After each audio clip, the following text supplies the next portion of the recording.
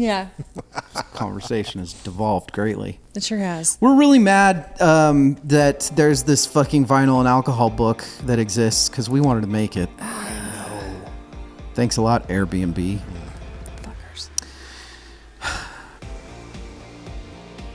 Dog years if you feed your dog good food. Should we talk about music? Let's do it. I like music. I like dogs. Dog music.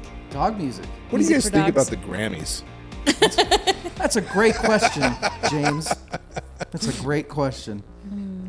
You're kind of like a I think I like the Grammys most out of everyone. I Out think of for you sure. fuckers. But does that mean you like them? Yes, I do like them. I question whether it's an entirely accurate judge of what is good and what's not good. Although, all music's subjective anyway, so you could just argue for days on that. Kind of. I like watching them because you can get to see music that you wouldn't run into otherwise, even through here. I remember the year that Janelle Monáe won, and I was like, who the fuck is Janelle Monáe? I don't And know then- who Janelle Monáe is. Oh, Also, who damn. the fuck is Who the fuck is Janelle Monáe? I She's- don't know. Are you kidding? No. Okay, that's fine. I don't. She's a musician and she's amazing, and she won. Sven, do you know what she won when she won a couple years ago? Anyway, it was like best new artist. For Rachel broke the fourth wall to let you know that Sven is here. Sven's here. He was supposed to be a part of the conversation. He decided that He he's forgot. prettiest behind the camera, Or didn't. whether it's adult film or otherwise. Sven got propositioned. Hell yeah, he did. That Fiverr money, baby. Yeah, he said no. But anyway, you're talking about Veronica Or did he? Jones. Janelle Janelle Monáe. She's an amazing musician, but I had not heard anything about her when she won a Grammy, and then she blew up, at least in like popular music. Not popular enough for you boys. Popular. But yeah, you can. What's her name? Veronica Mars? What? Veronica Mars. Kristen Bell. The Grammys always seems to me like a purposeful.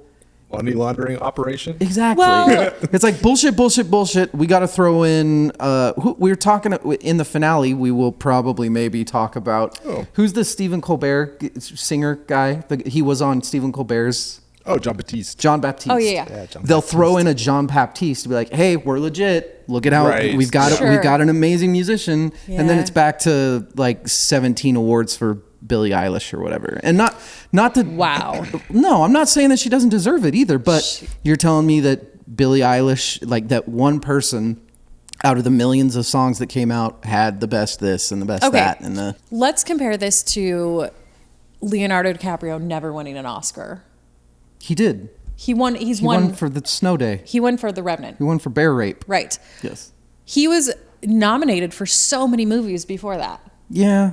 Like He was Django the- Unchained. He was The fucking Susan amazing in that. Lucci of the Oscars. Exactly. He was There- good, but was he really that good? Like he was great in Django Unchained. Here's the thing: he's a great actor. There's always somebody that's like a tiny bit better in Yeah. a certain role. Yeah. And so you look back on it and you're like, why the fuck hasn't he won? And it's just every single year there's somebody this much better, and Billie Eilish is just this much better than other people in that He was category. the early 90s Buffalo Bills of the Oscars. Wide right. Sorry. You dare to.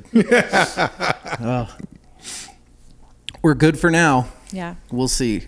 I don't know what you. I think we probably feel pretty similar about the Grammys. I don't.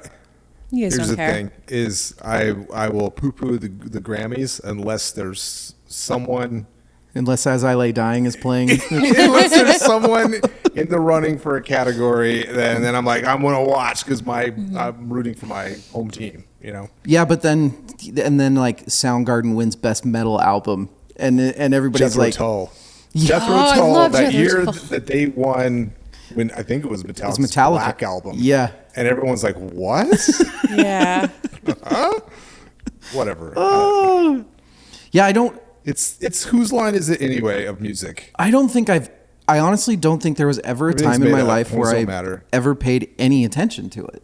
Really? I mean, there's you see the whole nowadays anyway. You see the whole YouTube start popping up of who are the categories, who deserves it. Sure. And I'm at the age now where half the people I have no fucking idea who they even are. Right. Yeah. I mean, this podcast has changed that. Sure. But A bit. has it? So as somebody that's probably followed it a little closer than us. Has it gone uphill, downhill? Has it just stayed exactly the same? I feel like it's pretty much, I mean, production value has gone up, obviously. But, I mean, just evolution of The that. special but effects at the Grammys are CGI everywhere. phenomenal. Stage design. But, you know, it's pretty, I mean, lather, rinse, repeat. It's pretty much the same as it's always been, I think, at least. I just realized something. Like, I'm not a big fan of award shows in Sure. general. Yeah. However, with the Oscars, I'm always a little bit interested in the films that are in the running for best film. Best Picture? Yeah, best Yeah. picture. So I will like sometimes go check out some of those. Sure. I've never felt compelled to go listen Check to out the best albums? the album of the year. Very much agree with that. You know, I feel it's music is so much more subjective, and I feel like Yeah. I feel like a lot of the films that are like best picture Mm-hmm. nominated are really just fucking cream of the crop, like just the best films. There's always snubs in every Of course. awards Yeah. show, but I feel like the Oscars kind of have it down. Or like, yeah, far like as- weird fucking movies that'll win. And everybody's like, what? Yeah. Or I mean, there are like campaigns for the Oscars. Like Yeah. Mm-hmm. this is so and so the actor. It's their Oscar play. You know, Yeah. they take a role specifically to win Mm-hmm. an Oscar. Well, kind of some of the stuff that we've found out now that we're doing this podcast is they do a lot of the same stuff for the Grammys. Like all these independent artists are, Yeah. you know, hey, you're up for whatever adult contemporary something, Mm-hmm. and then I feel like they have you jump through all these fucking hoops, even, you know, and really promote the Grammys on your Instagram and shit. Right. Yeah. Right. Even though you're not it's gonna go to fucking Who's He What's It's the piano player for the 17th time, or you know what I mean? Is that a real person, or you're just making up stuff? No, Who's He What's It? John Legend? Yeah, he wrote Boot Scootin' Boogie. No? What? Okay. I don't know. Okay, so here's a good. It's not a good question. It's just a question. We don't have many That's good good because questions. that's full of terrible answers. Do you think that Grammys are a good? Or do you think those awards are good dictators of what's successful and what isn't Yeah, in music? I think so. Why? I mean, when you think of who's winning Grammys, you're Taylor Swift, Kanye. Beyonce. These are people that are very successful and have lots of money. And Yeah. so in that way of like, you know, Beyonce's been nominated like 4,000 times, same thing with Taylor Swift. Like these are women with money. Quincy Jones, we'll talk about him tomorrow, has won 28 Grammys. I mean, I feel like there should be more for him. Like that man had his pot hand in every pot. He had his all the pot pots. hand and all the pots. Pots. Just pots for hands. 28's a fucking lot of Grammys. 28's a lot. But then there's like Alison Krauss, who's won like in the 30s. Those sort of, yeah. Those people that you're like, who the fuck Those- is Alison? I mean, I feel like a lot of people don't know. I mean, I know Her. I know what you're saying. You know who she is, but Yeah. Yeah. yeah. So but then you think of like how much money she has versus how much, you know, Taylor Swift is a fucking billionaire. So maybe not as, I don't know. I guess it could go either way. I don't know. What do you, I think it's more of what do you define as successful? Like that's the problem.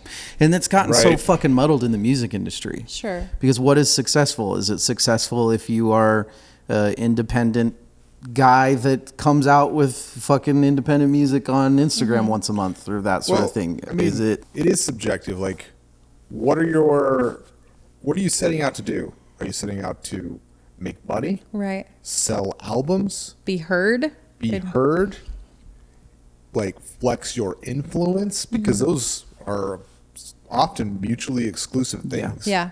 You could sell a shitload of albums, but if you have a shitty contract, you'll make no money. Yeah. Sure. You know, or you could be extremely influential throughout the years. Those things you can't measure in a year's Grammy cycle. Those Yeah. are like, Yeah. you have to do 10, 15, 20-year look backs to see Right. how that plays out. It's true. I do well, and there's also the part of a lot of artistic people that look. It's as people, it's so hard for us to turn down money. It's Sure. so fucking hard. Right. But as artists, I feel like artists, it's so much more important for not all of them, but a lot of them, to be seen as an artist. Right. You know, I bet, no, I won't, I'll use her as an example. It's a bad example because probably not, but I bet there's a part of somebody that's like a Taylor Swift that's like, I love how famous I am and how many billions of dollars I am, but I don't have I want my proof that I want to know that my fucking Dark Side of the Moon is going to happen. Like in 75 years, people are going to still be talking about Right. 1989 Yeah. or something, which I don't think anybody's going to be queuing up Wizard of Oz listening to Taylor Swift. exactly. And I don't, but we I don't are know. living in the time. Yeah. So I don't know. Right. That Well- very good point. I mean, I guess we kind of have to look back on like old Grammy stuff to see like what was popular in like the Diana Krall. 60s, 70s. I fucking love Diana Krall. Yeah, no, it's true because we would do dissections of those old years. Well, 1969, because all of the music that we talked about when we Ye- talked about 1969, The Zeppelins and No the Grammys? those No weren't winning awards? Grammys. No. Or at the top of the charts. So, We're like- making the most money. it's like at that Donnie point. and Osmond or like Yeah. fucking Pat Boone or it's like Really? yeah. Well, I remember listening to what was actually on the charts, and I went and listened to the music. Like, this is some horse shit. Yeah. Like, who was listening to this? Who was listening to this? That's interesting. That everybody makes me apparently. wonder, like, what in 20 years Right. people are going to look back and be like, that was the Well, music yeah. of the time. Some thoughts about that. Yeah. Yeah. Go on. This is the time and the place. Well, like, oh boy, this is like going to be such a digression. It's impossible to measure in the moment because Sure. we're talking about Yeah. like influence measured in decades. So how do you put your finger on the pulse of what Yeah. today is going to be influential down the road? Yeah. Yeah. It feels like in a lot of ways the progression of music, it kind of mirrors like the progression of technology. Okay. So the 20th century, if you just like take a snapshot of the average human on Earth's lifestyle in 1900 compared to 1999, oh my God, the vast difference, the explosion of technological innovation, the interconnection, like globalism and electrification of the world, and right. Yep. And then technological innovation has stalled massively. I think musically that kind of parallels that. So Interesting. In let's just rewind. 1850, you didn't go to a record store and buy the latest album, Right. Much less 1750 or Yeah. six. And Sure. Yeah. However, you had, rewind to like famous composers of the time back then, the Mozarts, the Beethovens. They Yeah. were creating these deeply meaningful music, very complex. Yeah. But you didn't go buy that at the record store and read the liner art and Right. see the concert poster on the wall, and Yeah. there wasn't a music industry that was fueled by everything else happening at the time, like there was, Yeah. or like there has been through the like 20th century to today. So then we get to now where you just even rewind to the 80s and 90s, how the threshold to being a successful musician was so high Yeah. because of your access to recording studios, Right. to just technology. Now it's there. We have these little devices that we stick in our pockets that Yeah. allow us to do like superhuman stuff compared to Yes. just even 25 years ago. It's democratized the ability to create music, and I feel like this is like the opposite of the iron sharpens iron sort of scenario. Is it's so easy to create stuff, individuals don't really have to like forge ahead to carve out something Right. new. They can just it's like a smorgasbord of Yeah. Yeah. choices. It's like, how do you create your own sound in the deluge of what's available to make music with today? Yeah. Well, and I think for those of us that played instruments and stuff Right. as a kid, one of the things that made us better is if you heard something on an album you're like, fuck, that's cool. You would spend 2 weeks trying to figure out like how they do that, how they did it, and what were they doing on the guitar, what were they using. Yeah.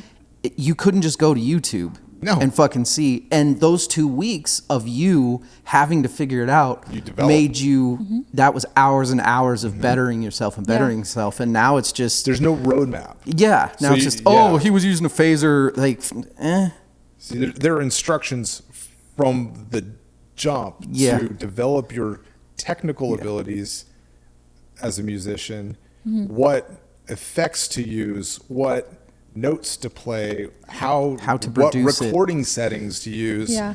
Oh, we don't even need like analog stuff. We can just model it all. Oh, here's a package you can buy to have that exact sound. Yeah. You know, there's no like we have a software you're not for that. Forced to develop as an individual artist like you were before. Yeah. And that doesn't mean that people are incapable of doing that. No, they still do it. You know, Sven behind the cameras, it's fun. You watch his videos and he's talking about how to warp a drum sound. That's the same thing. That's toying around with shit for hours. But is he part of the problem? Oh, for sure. Just teaching people how to do stuff? Oh, for sure. But I think the difference is the number of choices that someone can make is so much more now because there's so many things available.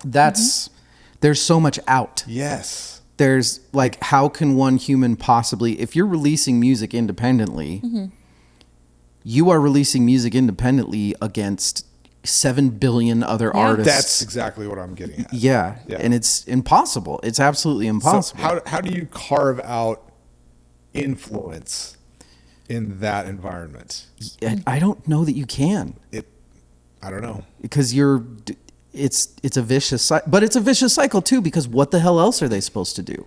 What is an independent artist supposed to do? Right. And I do think, there's what's missing is I'm wearing a Gilda House hat. This is a band that I came to Treefort this year. I was fucking exhausted. I didn't even want to go. Rachel, we had met up that night and Rachel's like, no, come on, let's go. This will be fine. We're going to do this. Walk into this little bar where this band that from fucking Missoula, Montana is playing. And it's one of the best fucking sets that I'd seen in years. Fucking amazing. And that band is, I hope that they tour and tour and tour, and I hope that it catches fire and they just keep getting bigger and bigger and bigger. To me, that's just because we're old school, that's what it's all about. Yeah. But I also know that nowadays the odds of that actually happening for them are so fucking low because their promotion, which they're having to do on their own now, is on Instagram, competing with 8 million other bands that are trying to do the exact same thing because they're chasing this formula that this stupid fucking company built. Well, and I might have a thing or two to say about this in the finale, but you should also fight Rachel in the finale. I might. Their corporate risk mitigation. Ooh, good term. I think, fiduciary responsibility, these kind of terms are really what kill music at the end of the day, because I'm not a big fan of trying to please everybody with something. Yeah. But if you're a music corporation, that's your job. That's your job. Your job is to create a product that appeals to the largest audience. Yep. So let's mix country and hip hop and modern garbage production and cast it out to the masses, even though no one's going to listen to it in 3, 5, 10 years, and it's not going to create anything new.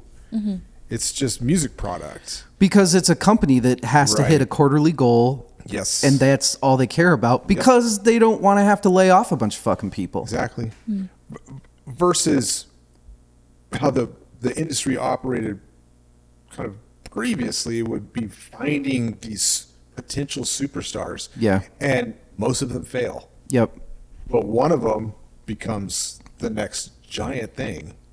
because of that individuality Yep. of that individual artist versus trying to create it. It's the art by committee just is never. I mean, don't you think that it obviously is worse these days than it used to be? But there are a lot of music products that just became the Jackson 5 was a dad saying, "Hey, you fuckers, everybody get an instrument. We're going to be a band now." You know? Yeah, but they were so fucking talented. 100%. Because of that. But there's a lot of bands that were just put together. Who else did we talk about just recently? Yeah, but would you? Okay, I'm trying to think of a me example, so I'm not an asshole. But trying to compare what like the Jacksons were doing to what's a nowadays band that or an artist that to Zach Bryan. Okay. I'll say that the talent of the Jacksons is so ridiculously like it's not even Sure. it's apples to oranges. The talent is so different. Yes, I'm saying that they were a product and that they were kind of forced into doing this thing. Yeah. Right? Zach Bryan was a good musician that got, you know, his military contract bought out because people wanted him that badly. Because the women loved his sweet, sexy guitar. He does have a sexy guitar. You know, and I think that it's obviously more cutthroat, and there's more, like we've said, that with technology, there's more music. It's easier to make music. It's easier to get your music heard, but it's also a much bigger pond now than it used to be. But I feel like music on, you know, the back end of things has always been like, how can we make the most money? Yeah. You know, Joe Jackson wasn't like, hey guys, I want you to have a rich life. You know, making music and being happy. It was like, how the fuck can I make my family make money for me? Yep. Which he did. He did. They did it. Good job, Joe. Congratulations, guys. Yeah, I don't know. I actually get in this argument a decent amount with listeners because I'm very much on the side of trying to, if we would do it more old school, things would work out better. But that's the thing is you can't do it old school anymore. Like there's just too much access to. Bigger artists would fight people like Live Nation. We could. Yeah. Now here's where the argument starts, and it's a good argument.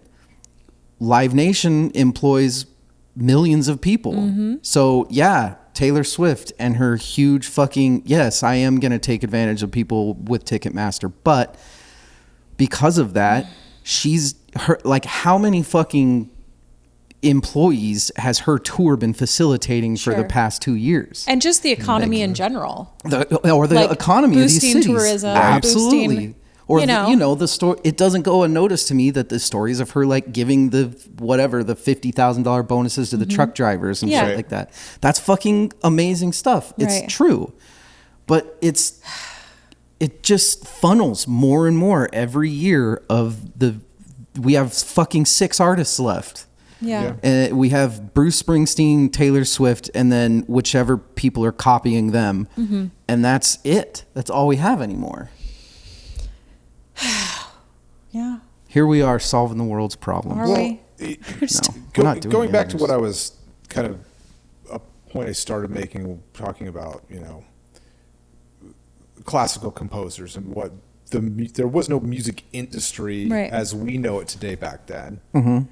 Is the music industry as we know it today ending the end of its life cycle, and is something new going to come from it? And the thing that has me asking that question is the musical sort of integration and usage in things like TikTok. Mm-hmm. So I had this interesting sort of interaction with Oliver. Mm-hmm. He apparently had met his dad and Megan and a few other people a song that he was really into, a metal song that was older, that they didn't know who it was. It was Typo Negative.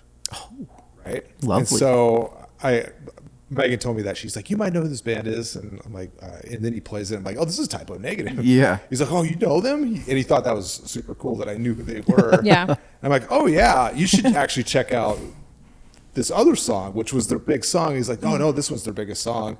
I'm like, no, Black Number One was their big hit. Yeah. He's like, well, this song has way more plays on Spotify. Way more streams. And it's because it of the trended on TikToks. TikTok. Yeah. And so I'm like, oh, this is a different Wow. This is a different thing. It's not Yeah. it's separate from the music industry. That's interesting. It's a different usage of music. Yeah. And I'm like, well, what is the music industry might be done.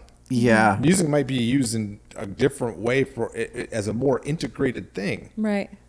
More of that's interesting. Yeah. But then you could talk, okay, similarly, Misery Business, Paramore, came out, early 2000s. Hayley Williams, there's a line in there that's not super nice. And she said, I wrote it when I was 18. We're never going to perform it again. Mm-hmm. And then Misery Business started trending on TikTok. Oops. And then Paramore's like, oh, we have a job again. Yeah. We can start touring again. And they sing that song. She just puts the mic in the audience and lets the audience say the offensive things. So isn't And that so- a little bit of like, I personally don't think so, but wouldn't somebody be able to say that that's a little bit of selling your soul if you were too righteous to I play mean- that song anymore, but now that you're getting it, She's not singing the lyric that she didn't like. Oh, come on. You're just making... But it gave them access to be like popular again. And I bought my niece a Paramore album a couple That's weeks great. ago, and she was like, "This is amazing." And I'm like, "That album came out fucking 20 years ago, and you think it's the coolest thing in the entire world?" What did you... Like a record? Yeah, I bought her a record. Aw. Because she has a record player. Because she collects vinyls. Because that's Because what kids the have kids do. record players now. Yeah. Right. It's fucking crazy. And it was when we were kids, there was kind of a wave of record players are cool again and asking for record players. And my dad was like, the fuck, are you serious? Records are my thing.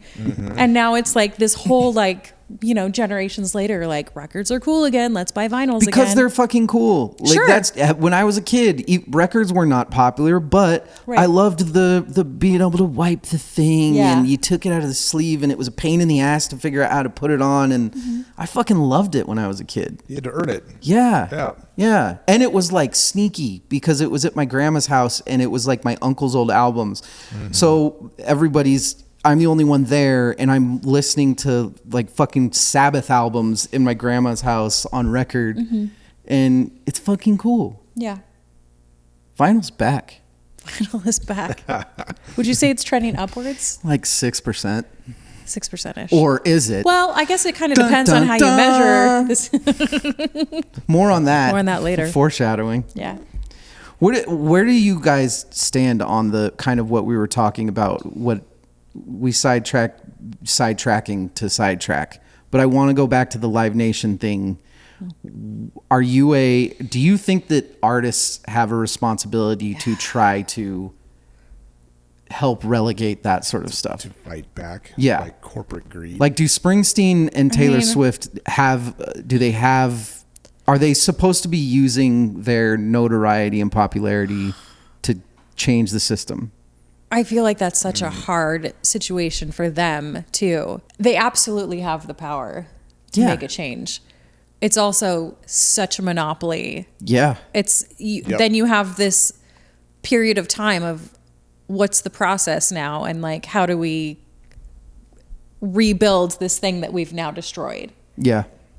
It's like when COVID happened and then nobody was making movies or TV shows for a long period of time, and then it was just like, okay, we just have repeats for this period of time. Like what does the music industry look like when we tear it down for a minute? You know what I mean? Yeah. Especially that aspect of. But wouldn't it have been cool for like, and I keep going back to them, but it's because they're them. Springsteen or Swift would have just said, fuck this. I know that we need to have a massive venue for my concert. I know that we need to do the Moda Center in Portland, but fuck it. What I'll do is I'll go with the state. We'll do an outdoor thing. I'm still going to have the same truck drivers and shit. Right. We'll just get like you, Sven, behind the camera. You probably know more about this than it would be a pain in the ass, but she also has a team of probably 47 lawyers and shit to be able to Sure. configure a city concert and say, fuck Ticketmaster.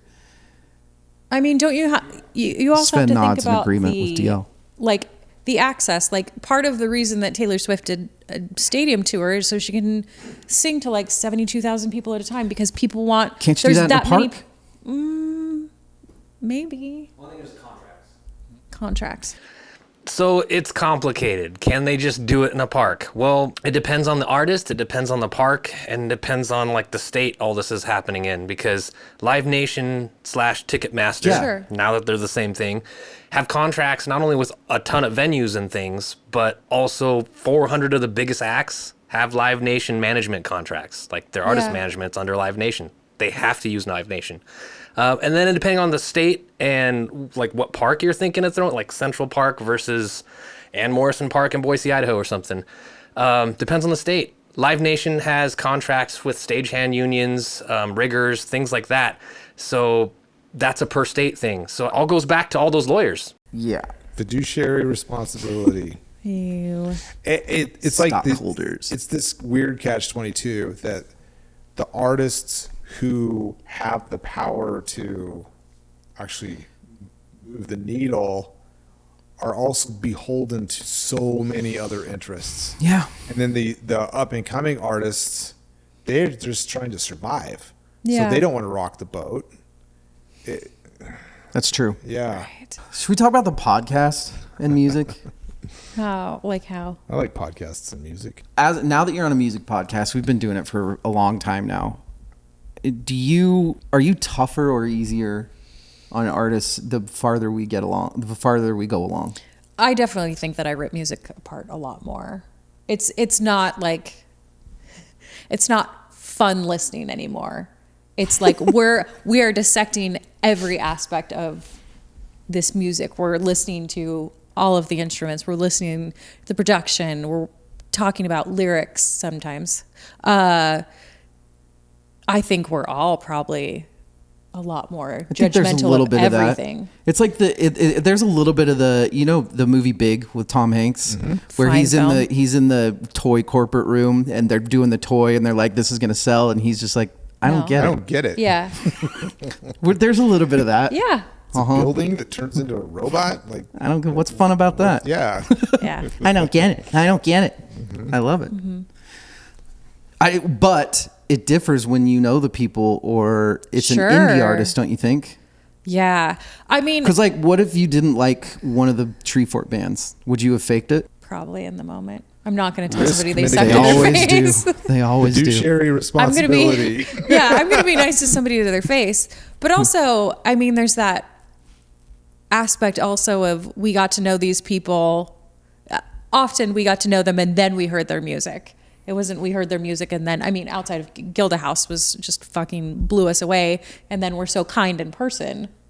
And Yeah. So there's also that aspect of like you get to know them. And I think that's why a lot of musicians like are like, oh, I love my fans and like here's a sneak peek into my life, because then you have this other aspect of like you know them on this other level, so Yep. you like them more. Context, like the context in which you experience music can It's huge. Yeah. be like Yeah. night or day whether or not you like something, depending on how it made its way into your life.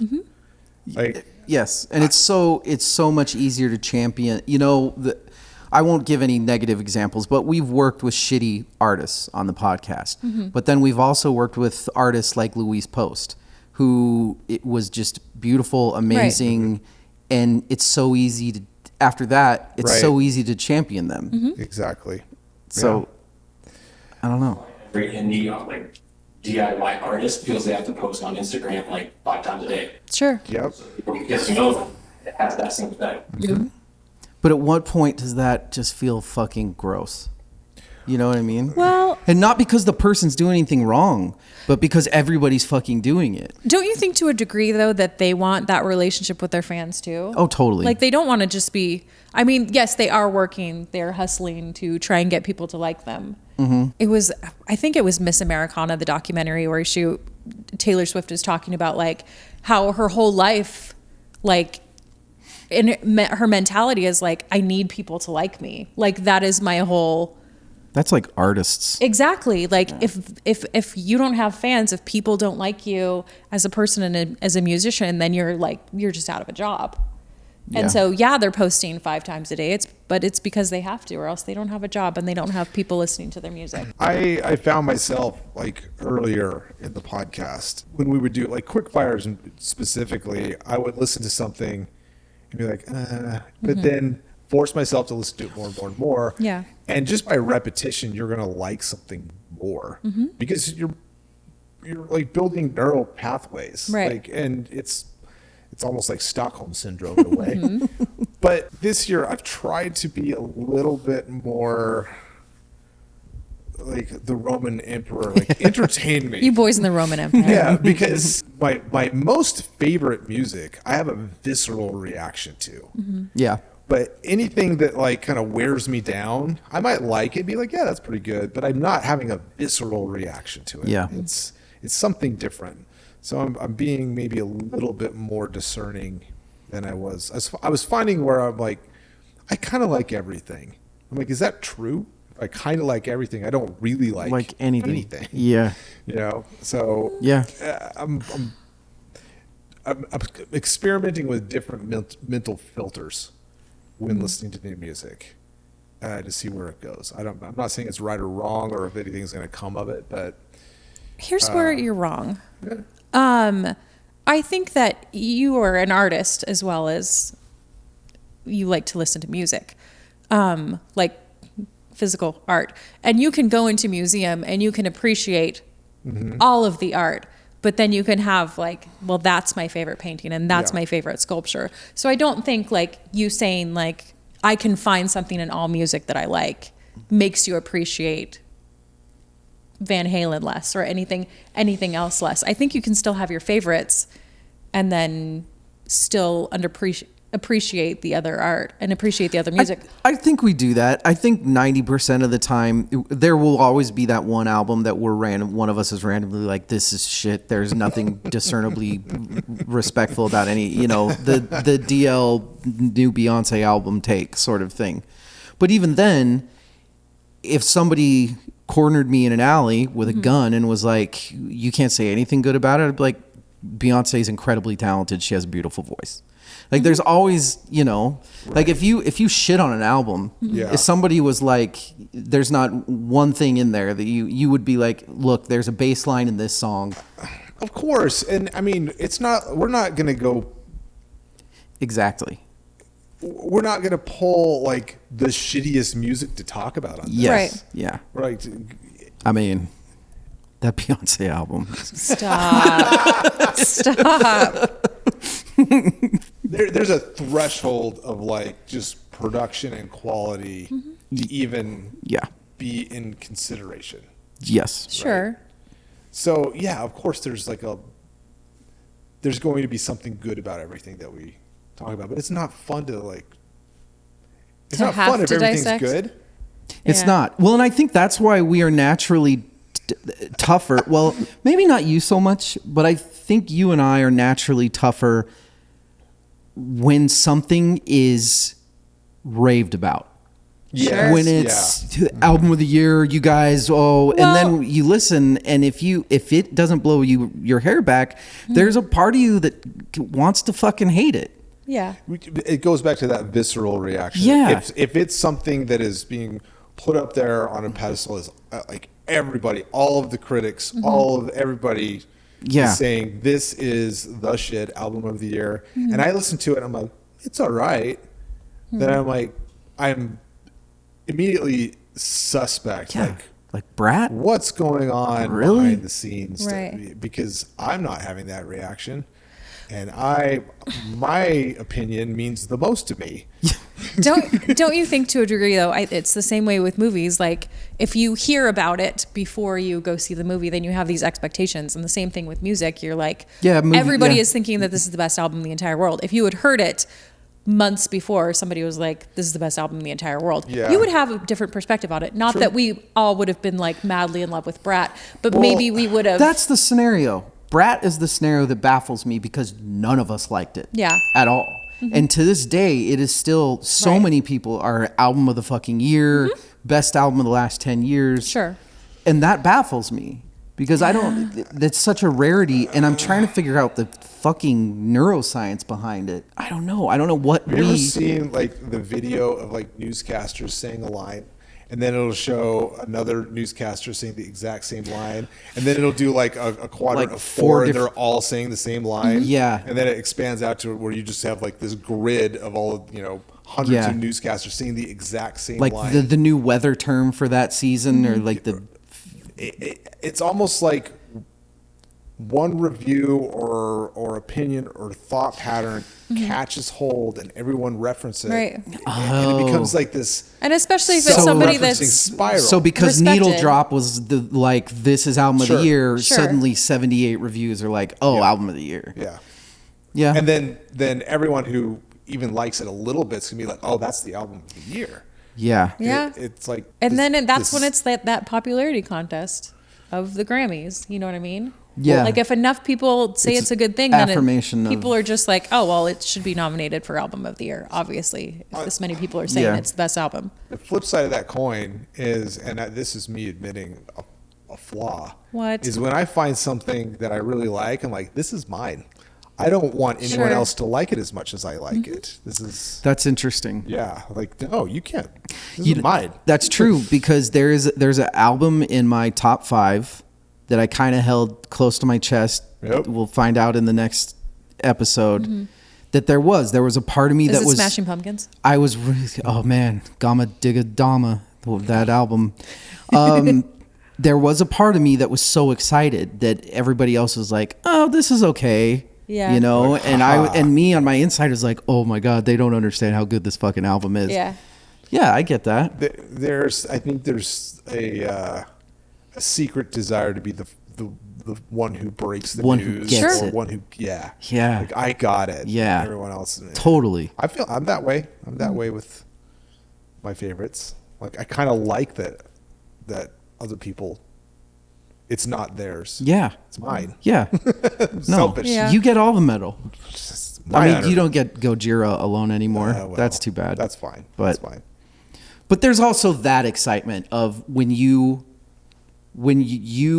help somebody else discover something that they Yes. fucking love. Yeah. That's such a Yeah. fun feeling when,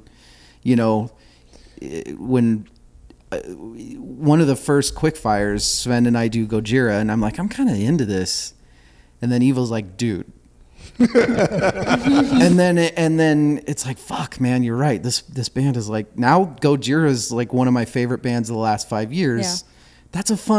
That's fucking fun. Music is fun. Do you think that we have any sort of responsibility as a podcast to be either A, honest with all of our critiques, or if we're critiquing like an independent artist, like just throw them a fucking bone?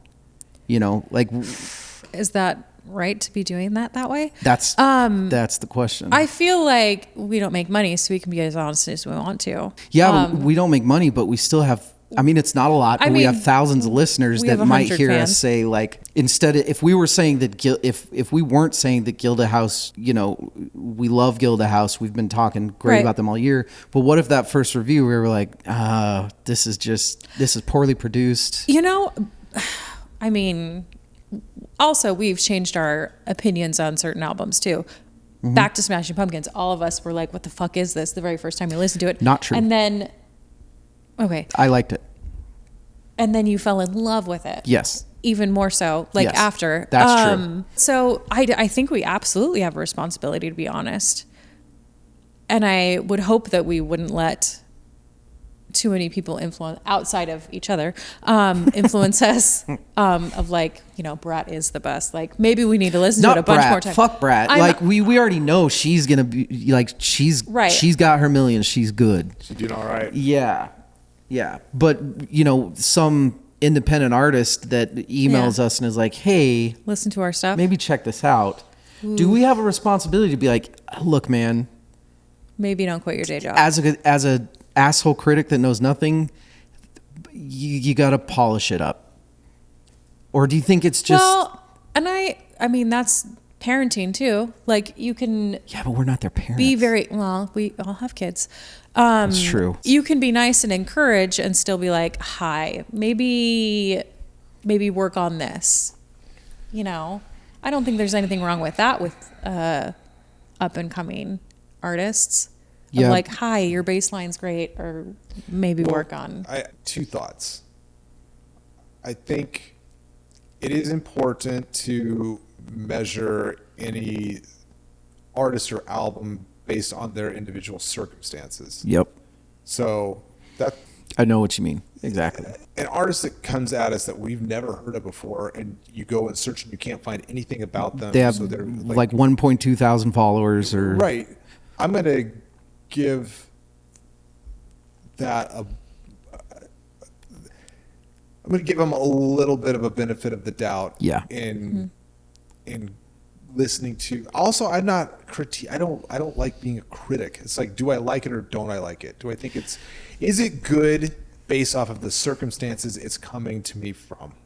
Well, and I want you to keep going, but I think that's the thing that some listeners might not understand is that I honestly believe that we want to like everything. Yeah. Like those 10 albums that we Like get from we don't want to Quickfire. listen to shitty music. I want to Right. like them. I Yeah. want to fucking Right. like that album that we get in the Quickfire. It's not like the whole concept of, oh man, it's just so fun to shit on album. It's really not. Like there's the funny 10-second clips of Sure. DL Right. shits Yeah. on Beyonce, but that's not what we not enjoyable. Like when we do the finales, we're talking about what we love with each other. Right. Yep. That's what we want to do. The other thing is I do think it is important to be honest and level set expectations. So I'm not going to blow smoke about anyone's ass that just because they came to us with their music, Sure. Yeah. because that's not fair to them. It's not. Right? Well, that's one of the really good things about the conversations that we had. Well, Michael Beinhorn came on, talked leading into them producing Super Unknown, and that was his biggest thing, and that's what he's helping people with is fucking artists don't do the work anymore. And I Right. don't mean like, look, you sit there, you write your song, you produce it, you have to market it. It's exhausting. Yeah. But you know, all he would harp on was pre-production. Like, how much did you really work on this song Right. before you even started to record it? Sure. And his answer is basically like, nobody fucking does it. Nobody. anymore. Yeah. They don't hone their craft or their art. Yeah, I don't know. That's not entirely true. it's entirely true. It's There's 100% this true. 1,000% true. clip of Ed Sheeran on some talk show, Fake news. and he was a good guitar player. He was a horrible vocalist. Still And is. so he plays this audio of him like playing the guitar and it sounds fine, but his vocals are just like disturbingly bad. And so he worked on that, and now he is a good vocalist. Very popular. So that's honing. Same your thing with Taylor skills. Swift. That's not honing your songs. Those are different things. Well, okay. That's fair. I don't have a great example of that. No, I do. Taylor Swift's writing at first was weird and bad. Dead Poets And her Society, vocals, though. like if you listen to the first, couple years of her, She was like 15, right? Wasn't Sure. Yeah. people can be amazing at 15. Well, and there's also an aspect to look. I know this is going to come as a surprise to listeners, but I'm not a huge Taylor Swift guy. What? I know, but My whole image of you is shattered. she's been doing music for You how know. long now? almost 20 years. You're gonna get pretty good. Sure. Like even if you, But it wasn't like a natural talent necessarily. It was something she wanted to do. And then we look at The Warning, the young ladies from Mexico, Yeah. where it was just like three sisters picking up instruments and almost immediately were just fucking fantastic. Mm-hmm. And yes, they've, gotten better and honed their skills and stuff, but I think there's something to be said for the fact that the only way for a lot of artists nowadays to even get in the door is by doing the social media thing. sure, you need FaceTime. Yeah, but the thing that makes you good is fucking gigging. The thing that makes you good is what we had to do when we were kids of getting in the fucking bar and playing for 3 hours. But that's not, look at Justin Bieber, I'm sorry, I'm using just really obvious examples, but like just making videos on YouTube and somebody saw him on YouTube and was like, Justin Bieber's manufactured crap music, though, in some people's opinion. He's very talented. Who gives a shit? I hate his so music. is that Japanese kid that's playing the greatest guitar you've ever seen, but he's playing somebody else's fucking lick. Like, Right. It's the same thing. He's not honing his own craft. Justin Bieber is just really good at being Michael Jackson. I don't, it's just one man's opinion. I mean, he wouldn't have gotten picked up from Scooter Braun if there wasn't a bit of talent there that Scooter Braun thought, like, I can work on this and I can make it even better than it is right now. You know what I mean? Nobody's going to waste their time like that. And so I'm sure he did, like, put him out and gig him and, like, Of course, segueing into P. Diddy. was he ever good? Well, didn't he have I never cared for Puff Daddy. I'm not I mean, he I just don't kind know of anybody worked- that did. He just worked off of Notorious B.I.G. Like, Well, oh, he that's- died. Now I'm famous because I was his friend. That's what Sven and I talked about that last year in the pod. Was Biggie better than Tupac? Yeah, but because of the fucking production that P. Diddy put himself under, and actually it was pretty shitty production, and he had to have the first lines in all the songs. You listen to a fucking Biggie album, and it's annoying Puff Daddy singing in the beginning. Yeah. And you go and turn on Tupac, and yeah, Dre might have a verse in the middle of a song, but it's fucking Tupac being Tupac. Yeah. And that's why Tupac is at least level, if not more popular than Biggie. Yeah. And that's how we turn a conversation to P. Diddy. I'm so happy I never liked him. Right? Girl. Right. I wouldn't have to, like, shower after that. Like, just scrub myself with a wire brush and be like, So is the answer that we I don't know. Do we have no responsibility? I feel like honesty is always like at the top of how we Sure. should approach anything. So gross. Our level of kindness and how we deliver that honesty Sure. probably You can be kind. can go up and down depending on a number of factors. Yeah. Like some brand new artist bringing us something that is not out there with no machine behind them, we're going to be a lot more kind to that Yeah. person. Beyonce, Yeah. you're just going to shit all over. Yeah, She can fucking take it. They have Yes. a shield of They have a shield of money yes. blocking their audio, Yeah. blocking their eardrums. Right. Artists that achieve a certain level of success don't get there without having a thick skin. Sure. Yeah, I'd agree. I wonder how many people have come up to Linkin Park and started rapping random songs to them. I could keep doing that in this. You were mean, so we broke up. That's kind of it's actually a really good. We already talked about it. We won't talk about it again. But the whole Linkin Park thing that has come up this year is a kind of a whole metaphor for some of it, with Emily Armstrong being a lot of people's favorite because she came from Dead Sarah, which was one of those gigging fucking Visceral reaction. yes. Like, yeah. I remember the first time I heard Weatherman. I hadn't listened to the radio forever, and I was going to might have been a holiday party or something at a friend's house, and I was like carpooling, and they had the radio on in the car, and I'm like, what is this?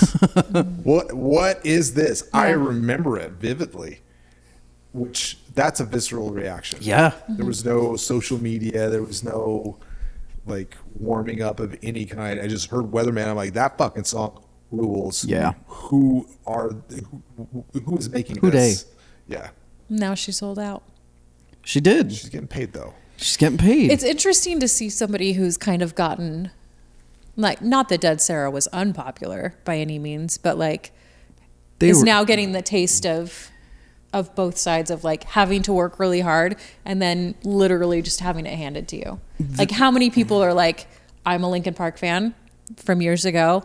I would have listened to that regardless if you guys had said, Yeah. let's listen to that or not. Oh, I'm sure if we pulled up the album sales for this new Linkin They're Park. probably insane. Yeah. Yeah. But listen, I will give her a pass because she was at one point undeniable. Yeah. Sure. And I'm not denying her talent whatsoever. Right. But I'm just saying it's very interesting to work for it for a really, really long time. Mm-hmm.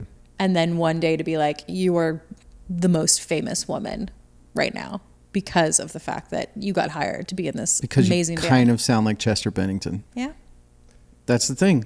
And then, so you kind of answered it with that. But do you think that this is a very over dramatic sentence? But do you think that it tarnishes her legacy? That she goes from I mean, probably yeah to a degree. I mean, me just looking at it, like, you didn't build to that point. Like, you didn't that's a good point. earn that. And I mean that in the nicest way. She's incredibly talented. And I think, again, like I had said before, if I didn't know that Chester existed, I would give that a lot more of a chance Let me than I did. come at it from a different angle. Yeah. Would she have even been in the what she running said.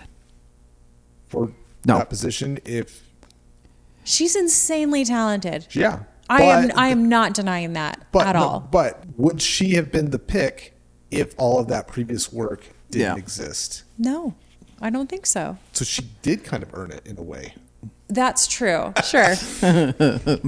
It bums me out, but it's also it's so fucking hypocritical because I didn't buy her last two albums. I didn't buy the last two Dead Sarah albums. I didn't even really like the last Dead Sarah album. Same. And Same so, way. it's not like we were supporting. We went to a show. We went to a Dead Sarah show. Yes. But I don't own fucking Dead Sarah shirts. I don't own albums. I wasn't Right. fucking supporting Dead Sarah. I would own that first album of theirs if I could fucking find it Right. on vinyl. Right. I've looked. It's It not seems even like such a pressed. fucking vinyl album too. Oh my god. Give it a year. They're all going to be on vinyl. Yeah. Sure. They're going to become shitty too. I don't know what success is anymore in music. And when I try to think about it, I end up just getting depressed because I feel like I think the best example of it would be that Spotify has completely ruined music and I will probably never get rid of my Spotify account. Yeah. God, Spotify ruined music, but man, did it make it So a shit accessible. ton better. It's so accessible. Yeah. Anything that I want outside of Garth Brooks, anything that anyone wants to listen to, you have, I mean, so much. It's just like the internet. You have so much fucking access to anything you want to anymore. And Porn. now you're opening up the world to more music and to more of a variety of music. There's so much stuff we wouldn't listen to. Like, if my job on this podcast was to go, I would have to go physically buy the albums Yeah. to listen to them. Yeah. I would probably still be at school instead of on this podcast. It's the Walmartification Sure. of music. Yes, it is. It's cheap. It's easy access. But it's amazing too. Like, Yeah. in pure defense of it, anyone can listen to anything at any time. Yeah. We all get to enjoy so much more music because Spotify is a thing. It's true. And now it's silly thinking back with, Lars in the Napster. late 90s, early 2000s. Early 2000s. Just fighting because he didn't want his music pirated. He wanted people to buy the albums. But now it's like, how many more people are listening to your fucking music because of this? And that was what fucked him, Metallica. Yeah. They didn't go after the companies. They went after the fucking listeners. The listeners. Yeah. That's Yeah. ridiculous. Hey-oh. Good job. Thanks. I guess the only soapboxy thing I would say towards the end of this is if you honestly give a shit about music, just put a little bit of something into physical Yeah. Buy a hat. media, merch. Go to a concert and buy a shirt, man. Yeah. That's a big That's- deal for Huge in supporting. yeah. Go buy vinyl. Start buying vinyl again. I did. Like that's what I'm You saying. did. You did. Like it fucking that's if you do you want Gojira to get some Right. of the money when Right. you listen to me, then buy the fucking vinyl. And then Yeah. I can be guilt free listening to Whatever you want. listening to it on Spotify a million Yeah. times.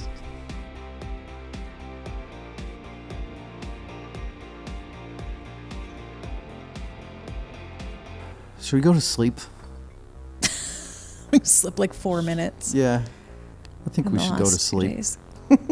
I'm so tired.